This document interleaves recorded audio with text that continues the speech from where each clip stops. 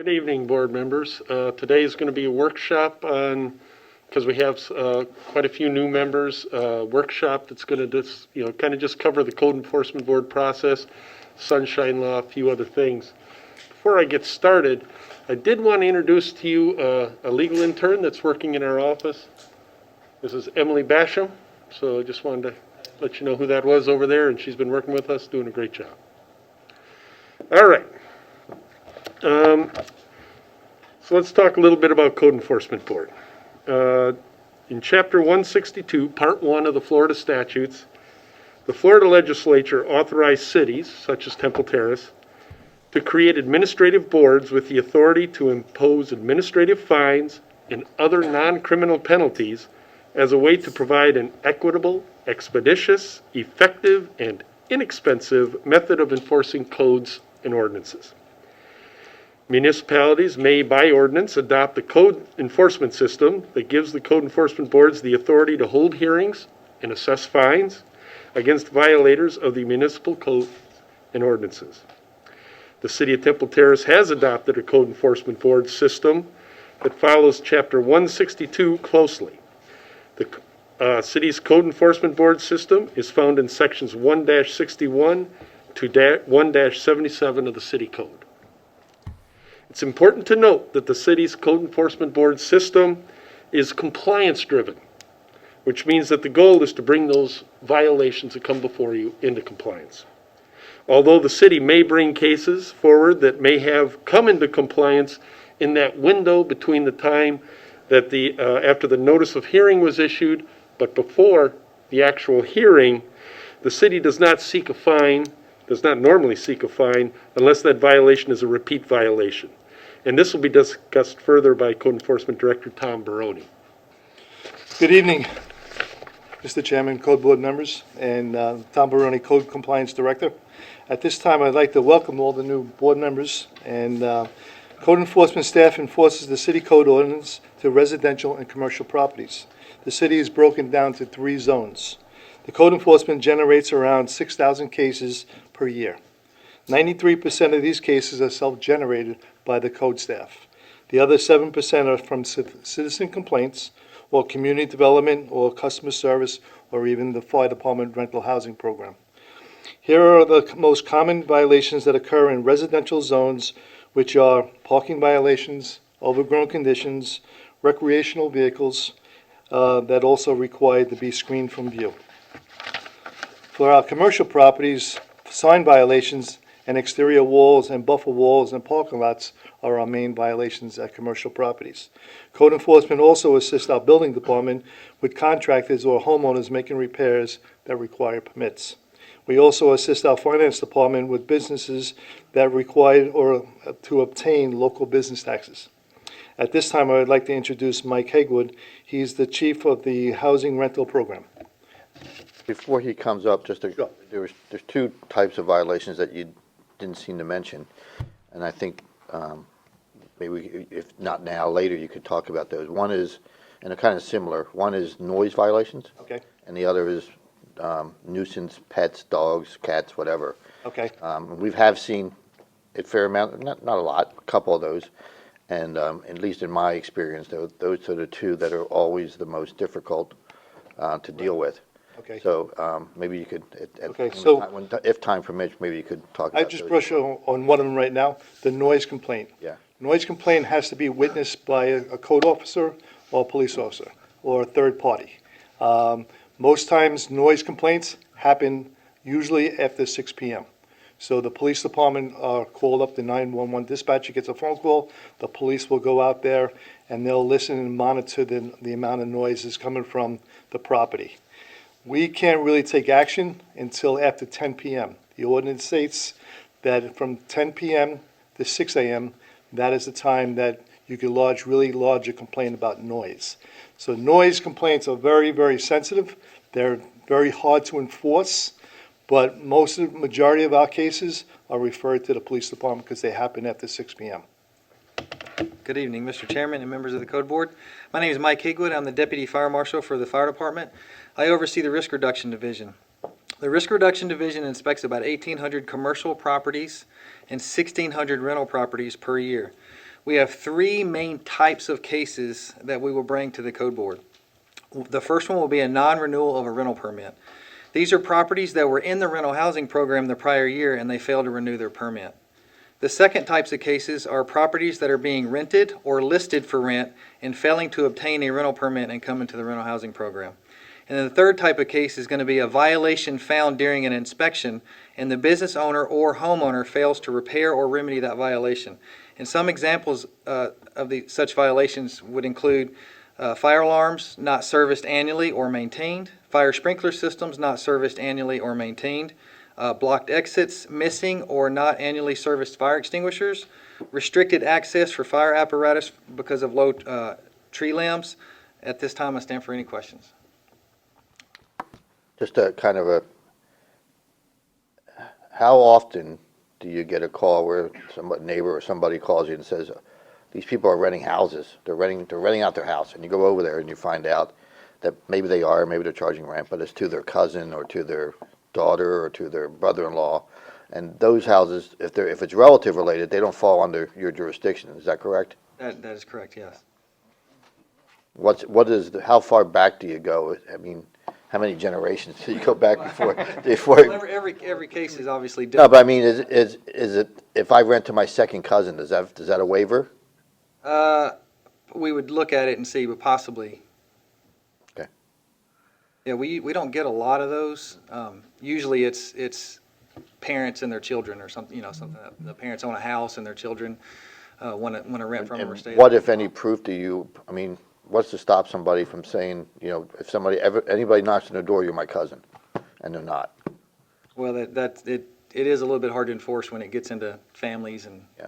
Is there any proof that you require to show that it is a family member exemption? Or just somebody fills out a form? Yeah, they just fill out the form Okay. for the waiver. Thank you. That makes sense. I didn't know that, but it Yeah. makes sense. That's good to know. What does fall under your jurisdiction? What houses that are rental property. So if you own a property and you rent it, like a single-family home, then that would fall under the Automatically.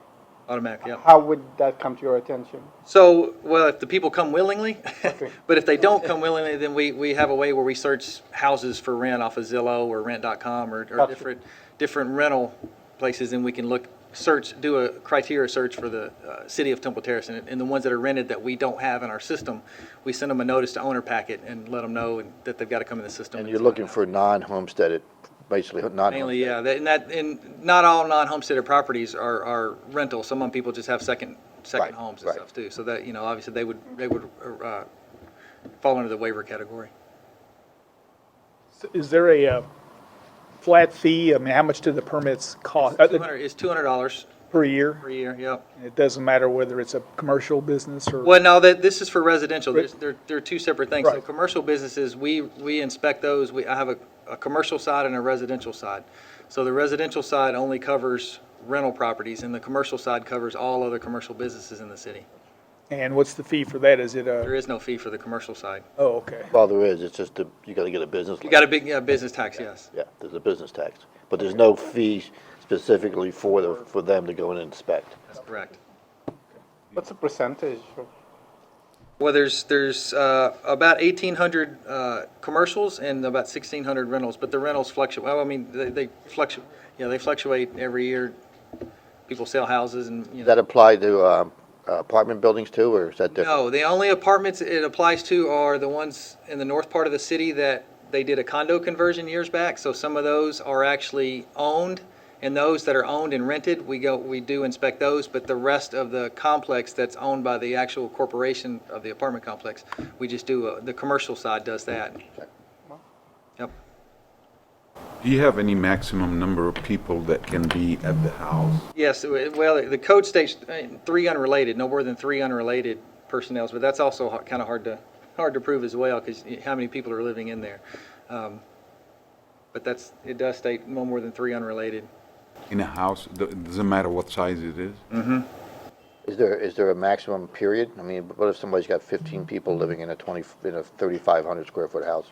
A maximum period you're talking about? Yeah, is there a maximum occupancy no matter how you're related? Well, I mean, I know there is, I That's know there also is on the hard to- commercial side, but, That's hard to enforce either. Yeah, now you may be getting into more of like Airbnb type stuff. yeah. Yeah, that's very hard to, because they're in and out over the weekend and you don't, it's very, very hard to, by the time we know about it, they're already gone. Gone, yeah, okay. Has there been any discussion about, reducing the annual fees if a landlord has more than, 5, 10, 20, 30 rentals, or straight 200 every one of them? It, as of right now, it's that, but, that's obviously above my pay grade to do that. I'm just here to, just enforce it and, That has come up in the past. It's a council issue. And I know it's come up in the past, but the council has shot it down every time. Because it's the amount of work that he has to do doesn't change. He still has to inspect each one. There's no lesser activity if he's going 5 properties owned by the same people or 5 properties owned by different people. The activities that he performs are still exactly the same, so, I couldn't let the answer.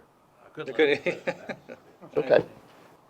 So right now, I'll elaborate on how does code enforcement process a case prior to the code board. So when an officer observes a violation, he or she will issue a door hanger with a compliance date, but that also depends on the nature of the violation. So if it's a parking violation, we'll usually give 2 days. If it's a pool case, it's a safety issue, we'll give 3 or 4 days. If it's a broken window, we'll give 10 days. So it also depends on the nature of the violation. When the officer returns back to the property to check on compliance, if the violation has been corrected, the officer will close the case. If the violation remains out of compliance, they will prepare a notice of violation and will give around 10 days to bring the property in compliance. Once the notice letter is generated, they either can hand deliver the notice or mail out certified and first-class mail and post it at City Hall for the 10-day requirement.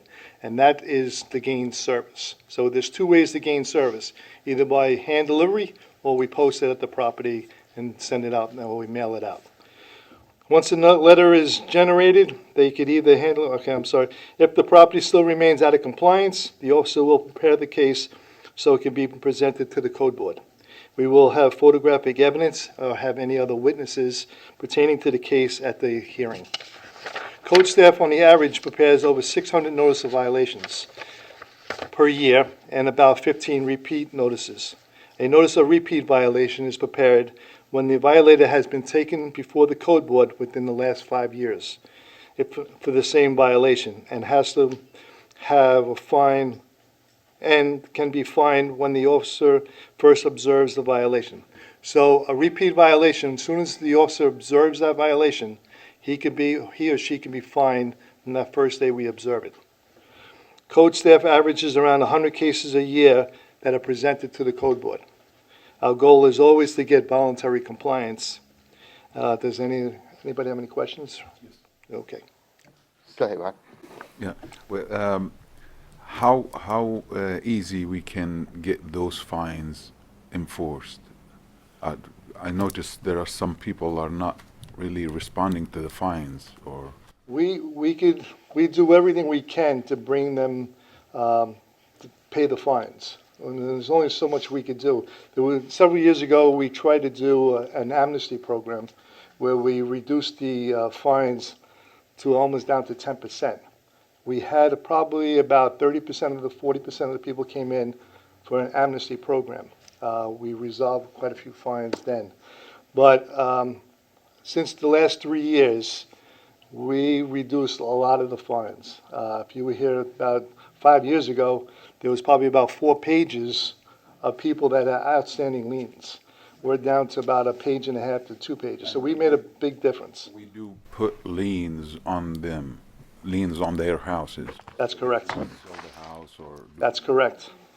Yeah. So when you say hand deliver the notification, Yeah. for rental properties, does that mean you give it to the rentor, or do you have to hand deliver Well, it? wherever the violation is, we have to post it at the property of the violation. Right. But we also send it out certified in first-class mail to the owner of the property. Oh, so you do both? Because I thought you said Yeah. it was one or the other. You either hand deliver it Well, we hand deliver, but you have to hand deliver it to the owner. to the owner. That's what I. Right, right. So that's normally, it's not a rental property. We could just go, especially commercial properties are very easy, because you know the store is going to be open. You walk right in there, you serve the person, and you got automatic service. So there's two ways to obtain it, mailing or hand delivery. And if you go to a owned residential property and somebody answers the door, if it's, let's say it's the daughter or the son, Okay. does that constitute hand delivery, or do you As long still? as they're older than the age of 15, Okay. then you have service. So we use a lot of, you got to be careful with that. So that's why I would, even if I serve it, I would still mail it out certified in first-class mail, just to cover yourself. Are you saying that, like, those 15-year-olds may not tell mom and dad what they got? Yeah, yeah. And not only that, usually rental properties, they won't tell the landlord. So they'll take it and go, okay, and then they put it in the garbage, and then the landlord will call me up and say, hey, I just got something in that I'm being taken to the code board or whatever, so. And just to go back on the liens, Tom's right. I mean, if you looked at the lien list even 5 or 6 years ago, Yeah. it was 4 times the size that it is now. Yeah, yeah. Between Pam and Tom, and the code officers, they've done a lot to get, and most of it's just getting voluntary compliance. We don't have a whole lot of people that are just snubbing their nose at us anymore. There's still a few, and then there's always going to be. Yep. And it's at some point it gets to a point where the fine gets so large that they just give up. Yep. And that's why we have the program to reduce it, the lien reduction program. Yep. And I will also say, a little bit later, Kristen will talk about how that fine that you guys will impose becomes a lien. Yep. So we haven't discussed that again. So make sure if you're not clear, ask questions.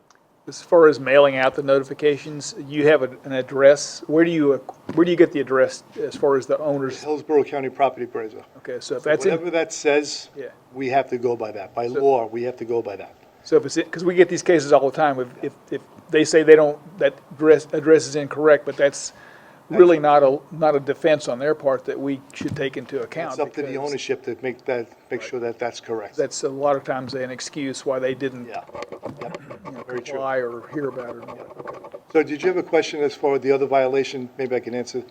You had another question about 2 violations. I answered one about the Yeah, noise. what about, the other one that we see on occasion, and I know it's just as difficult as the noise, is the nuisance pets, the dogs running around, Yeah, yep. the mean dog, the barking dog, Yep. the loose dog.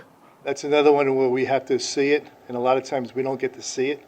But if the dogs are very aggressive, we will refer them to the Hillsborough County Animal Services, and we notify them to say there's an aggressive dog out there, and they'll send somebody out there and entertain the complaint.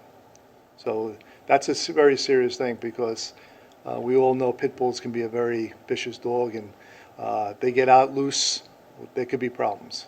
But the barking dog, that falls onto the person making the complaint as well, correct? Yes, yep.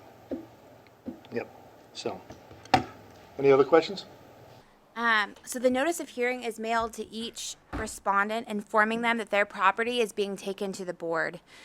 Usually during their testimony, the code officers will mention that they requested the case be scheduled for the MCEB. This happens when the code officer brings a request for hearing packet to my office, the clerk's office. We then generate a notice of hearing for the case. The notice of hearing with a copy of the notice of violation and any violation detail pages are mailed both regular and certified mail to the property owner or the registered agent, whoever is listed on the Hillsborough County Property Appraiser, just like Tom mentioned. And we also check the notice of violation because the code officer sometimes puts an address to be copied. So that address will also get a notice of hearing as well. The notice of hearing, along with a copy of the notice of violation and detail pages, is posted at City Hall for the 10-day requirement. I also post a copy of the notice of hearing and an OV. I also give that to the code officer, and they post that on the property.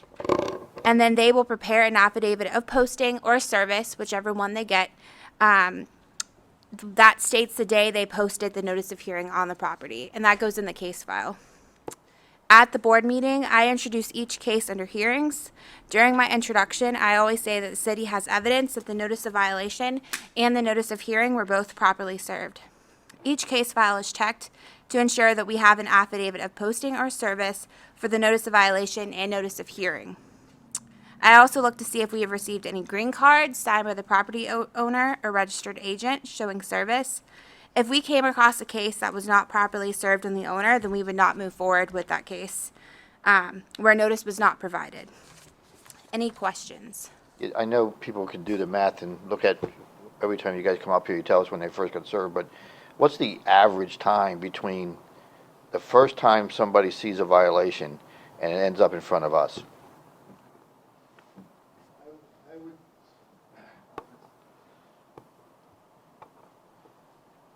That can depend, but it's usually from, say, 3 weeks to about a month and a half. Right, so 3 to 5 weeks, Yes, yeah, 3 to 6 weeks. yes. And I mentioned that so that you guys realize that, by the time it gets to us, Yep. whoever's coming in front of us has had 3 to 6 weeks to cure the issue, and they haven't. And the notice of hearing, once you guys post that, do you go back to the property to see if there's a compliance, or it's pretty much done at that point, you're just waiting for the hearing? Well, once the hearing is posted at the property, before we testify that particular day, like tonight, You would go. we have to go out there today to determine whether the property is in compliance.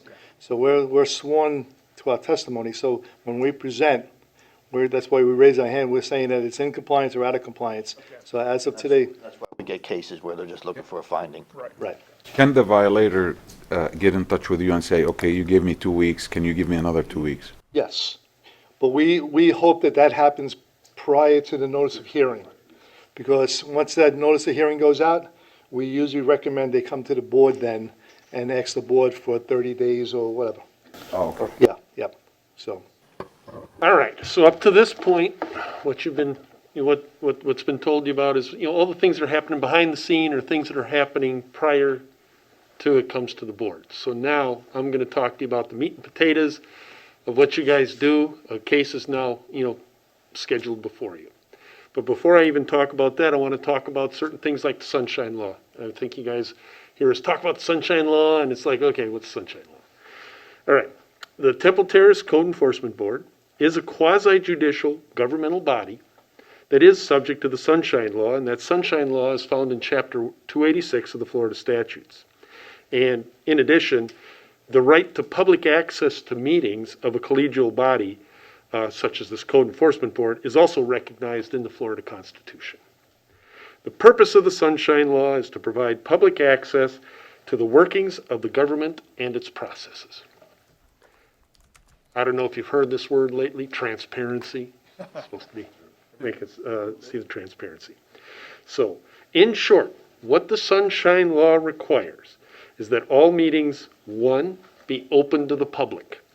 And that means that the meeting or event must take place at a location which does not have restricted or discriminatory access and which provides reasonable access to interested and affected persons or entities.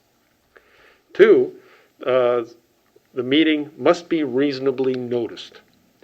And that means that the notice must be reasonable in light of the circumstances. Normally, notice 72 hours or more. However, in an emergency situation, that notice cannot be less than 24 hours.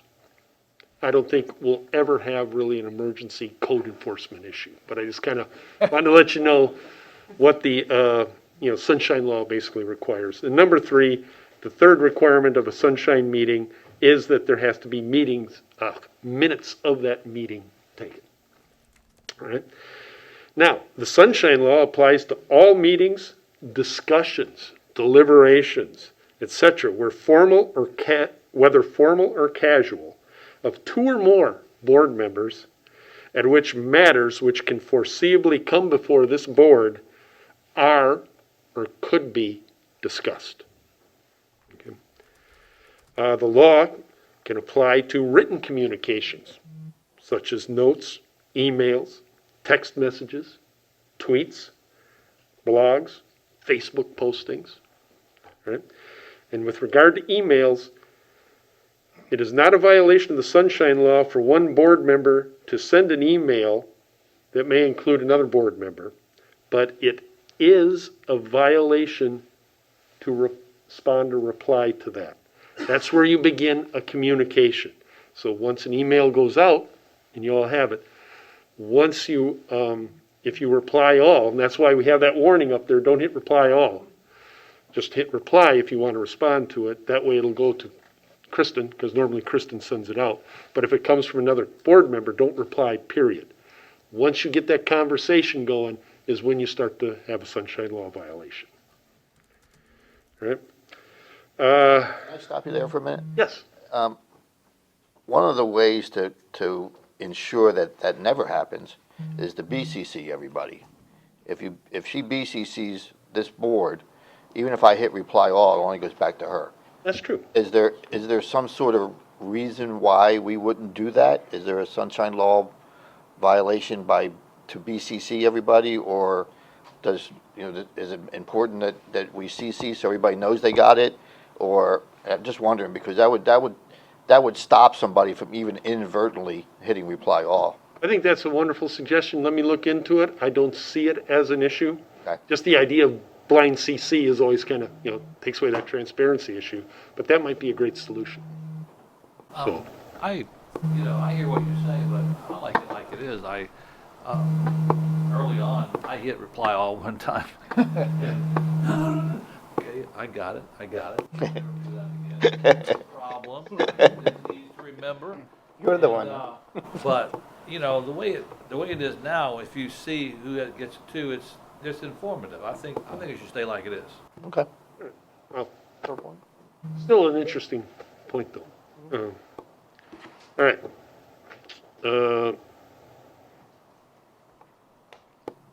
Okay, and then kind of along that side, remember that if the subject of an email or a text pertains to any item which is scheduled to come before you, there is also a due process issue when board members start communicating about that matter or that item or that case outside of that noticed public meeting. So, that communication, if we start having it in an email, not only Sunshine Law violation, but you're going to have a due process, which is, due process just means fairness. If there is something that you feel needs to be shared with the other board members, just bring it up at a meeting under new business, all right? Who must comply with the Sunshine Law, or how, who does it apply to? 2 or more members of a board, or of this board, attending the same event or meeting where it is possible that a matter could be discussed that could foreseeably come before you. Quorum doesn't matter. 2 or more of you are there. And an example of this might be if you show up at a neighborhood meeting or something, and then all of a sudden they're talking about the violation on the house down the street that they're tired of. If you're at that meeting, you should really probably leave at that point. You really can't get involved in that discussion. Or if there's one member of the board attending that event or meeting, but someone else at that meeting is acting as a liaison for another board member. Can't have that. Can't do indirectly what you're prohibited from doing directly. And then let's talk a bit about the consequences. There's some Before you consequences. move on to that, what if there's a neighborhood meeting, one member goes there, and then somebody else overhears that and goes back to one of the other members and said, "Oh, you can't believe what so-and-so said about that house." Is so-and-so one of the board members? Yes. Yeah, that's why you don't want to get into that discussion at all. Number one, and we'll talk about it in a bit, that'll be the ex parte communication aspect. We talk about it. We always try and prevent. But yeah, it's just always better if they start talking code violations and stuff, exit that conversation if at all possible. And the same thing applies to actually visiting the alleged violation. Oh yeah, I'm going to come up and talk a bit about that too. Okay, so the next part is going to come across like draconian, but you need to know what the consequences are. Jeez. All right. The following may apply for violating the Sunshine Law. Number one, a fine not to exceed $500 and imprisonment for up to 60 days for knowingly violating the Sunshine Law. That is a second-degree misdemeanor. A fine not to exceed $500 for unknowingly violating the Sunshine Law, and that's just a non-criminal infraction, and that's usually that, once you start getting a conversation going on the emails or something like that, you don't realize. A lot of times that happens like when someone says, we're going to continue a case, well, why do we have to continue the case, blah, blah, blah, so. For serious cases, there's suspension from office by the governor if it's indicted or if convicted, or if the board member pleads guilty or nolo contendere, and that would be done by an executive order by the governor. Assessment of attorney's fees against the board if it seeks and follows the advice of its attorney and against the individual members in all other situations, which might include appellate fees. So, and then there could be an injunction against future similar violations of the Sunshine Law, and any action that you've taken in which there was a violation would be void ab initio, which means just void from the beginning. Any questions on Sunshine Law? It's an important subject. I have a question. Yeah. In all the cities of Florida and counties, how many cases have been brought up, or where someone's been penalized in all of Florida? 'Cause it seems like it would be a very common thing if it was. I can't give you really a value, but it happens. Yeah. It really happens. A lot of times, I know that there's been cases where notes get passed, right? You wanted to communicate to Brian, pass a note, Sunshine violation. Even if I said I like your shirt, or No, Yeah. but Yeah. Right. but the point is, it ends up being I'm voting guilty on this guy. Yeah. It just seems like one of those things that could be like extreme variances of intent, where. Yeah, that's the knowingly and unknowingly, and And there was a case a few years ago back in, I believe it was Manatee County or Monroe County, started with an M, where two people were overheard at a party discussing what they wanted to do about a particular property. And that's a clear Sunshine violation. Now, if you're at a party and you want to talk about how you like his clothes, or you don't like his clothes, or you think he needs to paint his house a different color, who cares? That doesn't matter. Or where you went for lunch. Yeah. It's when you're talking about a case or a potential case. Many years ago, there was a person on the code board who drove around looking for cases. Okay, you don't do that. Okay, that's not our job. That's why we have code enforcement officers. That's a Sunshine violation in and of itself, and it's just plain wrong. So the core thing you need to remember is that we make decisions based on the evidence presented to us at the night of the hearing. And that's all we should be basing our decisions on, is the evidence presented to us at the night of the hearing. And is that... Yep. Oh, and you're going to hear that again from me in about 3 minutes. So just to pound that point. But there's nothing stopping you guys from socializing. I mean, you can talk to each other. Does that Exactly, cross? just gotta- Does that cross like from myself to council, or is it just this body? This body. Okay. Like after the fact, you said what you said. It's like I've seen David somewhere and said, "Oh, great what you said about that case." That's a violation, right? What is it you said, dude? If something happened and everything is said and done and everything is completed, and then you run into one of those board members and you say, "Oh, I'm glad what you said about that," or "That was a good idea." Yeah, that begins to be an issue. And plus, that's a conversation about a case that came before you that's outside, again, the public arena. When you guys talk about a case, it's really got to be in here at a noticed meeting. Okay?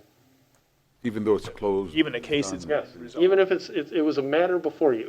It was a business matter. in front of this board, dealing with what this board was authorized and formed to do, it's got to be talked about in here, never outside. Yeah, and that's probably a great, that example is just a great way of, it seems innocent, but that's just, don't do it. All right? I got a quick question. Oh, yeah, hey. So if somebody outside of the board that's talking to you about a code violation, that's the same thing or no? No, that's going to be an ex parte communication, which will come up in 2.5. That's why you ask at the beginning. Of the Exactly. Exactly. Well, if you want, you can get that part of it.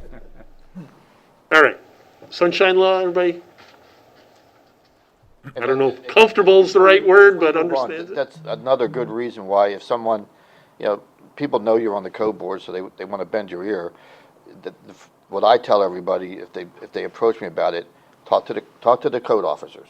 Talk to the code officers, because you don't want to, that's their job, okay? It's not our job to determine whether or not that, it's their job. They go out and do the inspections.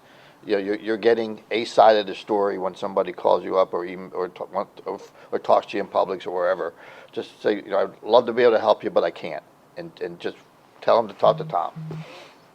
Tom loves that stuff. Yeah, he loves it when you refer calls to him. All right, so I'm going to move on to conflict of interest if there is no more questions on sunshine law. All right, cool. All right.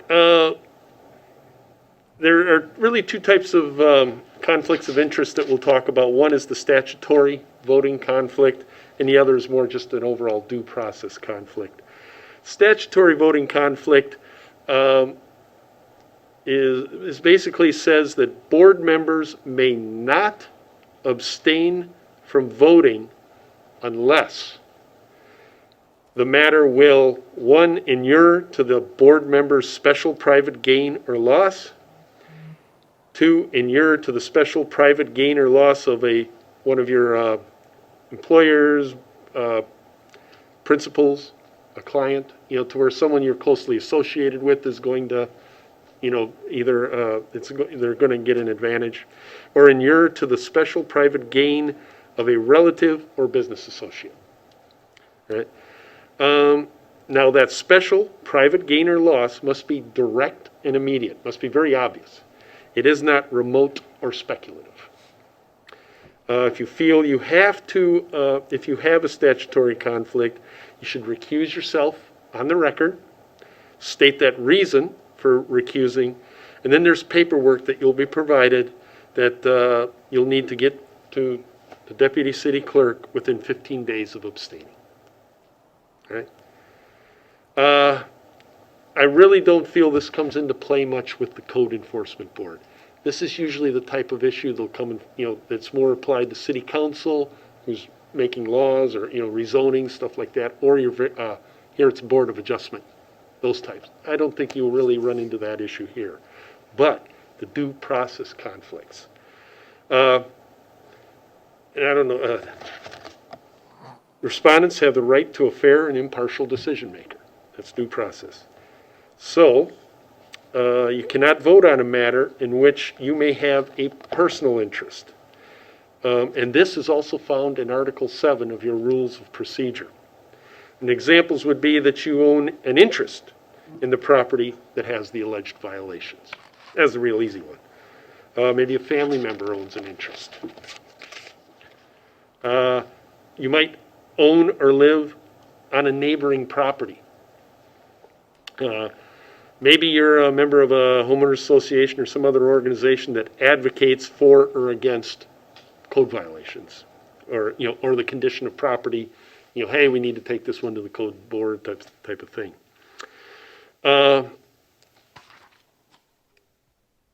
If you have this type of conflict, you should recuse yourself from the hearing.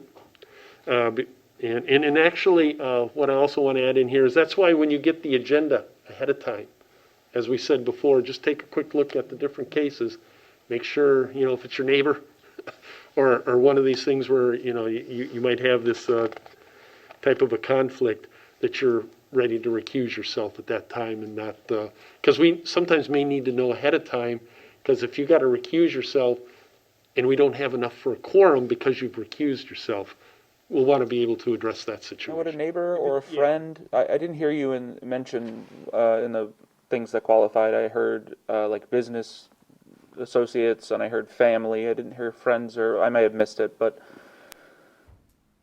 The touchstone of that is, can you be fair and impartial? Do you think you could be fair and impartial with your friend, being up in front of you with a code violation? Probably not. Or, as sure as heck, when people find out, it's not going to have the appearance of, it's going to have the it's one appearance those, of like, it's impropriety. just easier to do the Yeah, absolutely, Yeah. yeah. prudent thing. Because a claim that a board member was motivated by self-interest may be the basis of an appeal. And you don't want to do that. You don't want to sit up here, go through all that, seen everything that happens beforehand, comes in front of you, and then you have that type of a violation, and it's all on appeal, and it all could be undone. All right? So now, ex parte communications. You ready? All right. What is an ex parte communication? It's either a verbal or written contact outside of a noticed public hearing on matters scheduled or which will foreseeably come before the board for action. This includes, but is not limited to, contact by either the respondent or other interested parties. How should you respond to an ex parte communication? It's recommended that there not be any verbal or written contact with the respondents or other interested parties on all matters that are scheduled or will foreseeably come before the board for action. If an ex parte communication does occur, the board member should disclose it, like we do, at the public hearing. The ex parte communication is not a basis to, for you to recuse, but your failure to disclose it is going to be a problem. The disclosure cures it. All right? Any questions on ex parte? So if you did disclose it, then do you have to do paperwork again, or is? No. You Just can on the vote, record and that you everything did. else. It doesn't disqualify you from voting. Or the transparency. There we go. All right, so now we're going to talk about the conduct of the hearing. And there's a lot of stuff that David brought up. The board will hear cases brought by the city code enforcement officers and determine if a violation of the city code exists. The decision of the board must be based on competent, substantial evidence. That can be facts that are brought through photographs, documents, testimony of the code enforcement officers stating what they saw, what they observed, testimony of witnesses as to what they saw or observed. It can also be expert opinion. City staff are experts when they're testifying about the city codes or ordinances. But opinion testimony that is not expert-based is not a legal basis for a decision. What is that? For example, I think he's doing this. We don't support what they're doing. We think this is wrong. That's lay opinion. So your job up there is to be able to separate what are facts from lay opinion when you're making your determination. You also need to separate out what is relative and non-relative testimony, which can be tough at times. But that's something the chair should be able to control when he feels that something's getting too far astray, testimony's getting too far astray from the actual case itself. The board must base its decision on evidence presented at the hearing. All right, nothing outside of it. Nothing based on from that ex parte communication. And you should hear all the evidence. So perhaps you might have to come in late and a case is going on. This might be halfway through. You've missed testimony, you've missed some evidence, all that. You should not vote on that case. All right? You need to hear it all. However, I don't know how often it happens here, but I've seen it happen before. A case goes on and all of a sudden it's continued. There's no decision made on this one. It's been continued to the next case. If you missed that, next hearing, if you missed that, if you watch a video and see all the evidence, testimony that's brought in, you can vote on at that continued hearing. But you should state on the record that the video was viewed or a transcript was read and that you are ready to vote. Should board members conduct their own investigation or research? No. No independent fact-finding. And you cannot base your decision on ex parte discussions. Another thing to be careful of up there is testifying, right? You cannot testify at the hearing, and any decision, in case there is some testimony up there, your decision should not be based on any testimony that came from the dais. You guys are not witnesses, you're the judges. All right? Any questions on that? Just a quick comment. So go Oh, ahead. go ahead. That also pertains to the questions you guys asked. So the questions you asked should be relative to the case. What somebody does for a living, it usually isn't relative. Whether or not it's a rental house or an owned house usually isn't relative. Just make sure that the questions are relative to the case. That's just a quick reminder. Go ahead. That was it? Great minds think alike. Oh, look at that. I have just a quick question. If it happens like this violation comes to you, and you drive and you see this violation going to your home and going back to your work, and then it comes to your, should you state that we've seen it, I can't vote on it, or what is that? The key answer to that is Like you're not involved in it. if you happen to drive by it and you saw it, thing is you can't base your decision on what you saw. You have to base that decision on the photographs, everything that's presented at that hearing that, And what's the photograph is going to show exactly what you saw at that, but you should not. yeah. Okay. Yeah, but this is a perfect example. But if you go, yeah, I saw this. I drove by and I saw it. Guess what? You just testified. Yeah. So that's what we're looking to avoid. And when you're driving by, don't stop and get out and get your measuring tape out. And, Take pictures. take pictures, yeah. All right. We live in a small city, so it's hard not to drive past somebody's violations. Right. Yeah. It's up to the city to prove their case. All right, now we're at the point where you've gotten your testimony, you've gotten your evidence. So now we're talking, if you determine that there's a violation of the city code or of an ordinance, you need to, normally, in the normal case, you'll get the board, you'll need to provide a reasonable time for the violator to cure that violation, and that's if it's a first-time violation. You can then impose a daily fine if that violation is not corrected by the deadline date you give. That fine cannot exceed $250 a day. When imposing that fine, in the statute and our code says that the board shall consider the following factors. And yes, this will all sound familiar. The gravity of the violation, any actions taken by the violator to correct the violation, and any previous violations committed by the violator. Now, if the violation is a repeat violation, and Director Baroni talked about that, then there is no need to provide a time to correct the violation. And the board can issue a daily fine up to $500 a day for each day the repeat violation continues, beginning from the date that the violation was observed by the code enforcement officer. And the code enforcement officer will provide you, or should be providing you, evidence that the violation is a repeat violation. And that's usually done in the form of that previous order that was issued. Now, a lot of times you'll see this. Sometimes the city may bring a repeat violation where that violation is transient or itinerant in nature. Comes and goes, comes and goes, comes and goes. For example, the parking of a commercial vehicle in a residential neighborhood. In that type of a repeat case, the city has been asking just for a lump sum for each day that that violation is observed. Now, the board is also authorized to address the following types of situations.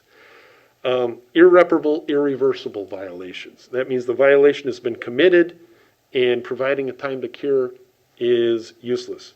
It's already been done. For example, an example of an irreparable, irreversible violation is watering the lawn on the wrong time or day.